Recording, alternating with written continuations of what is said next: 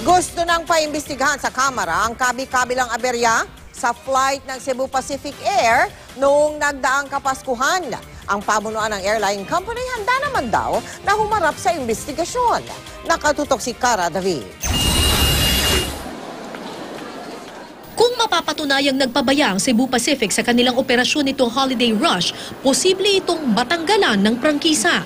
Yan ang paniniwala ni Eastern Samar Representative Ben Evardone. Nais niyang paimbestigahan ang pangyayari noong December 24 to 26 kung kailan umabot daw ng mahigit 700 flight ng Cebu Pacific ang delayed at 20 ang kanselado. Kaya daan-daang pasahero ang hindi nakasakay sa oras o naiwan ng kanilang flight.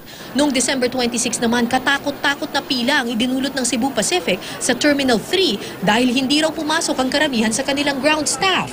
Sa prangkisa na ibinigay ng Kongreso sa Cebu Pacific, nakasaad na obligasyon nito na magbigay ng maayos na air transport services sa publiko, liban na lang kung may kalamidad o mga sitwasyong di maiiwasan. Wala namang major calamity na nangyari o typhoon, wala namang cancellation na dapat pinatupad yung CAAP.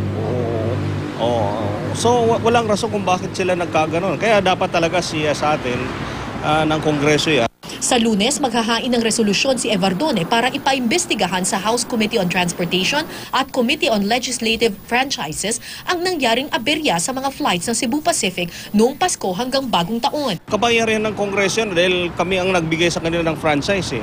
So pwede rin naming bawiin kung yung mga conditions set in the franchise ay hindi nila nasusunod. In this case nga, ang daming reklamo, ang daming naperwisyo. Tumangging magbigay ng reaksyon tungkol dito ang Cebu Pacific hanggat hindi pa nila natatanggap ang resolusyon. Pero handa raw silang humarap sa investigasyon ng Kongreso.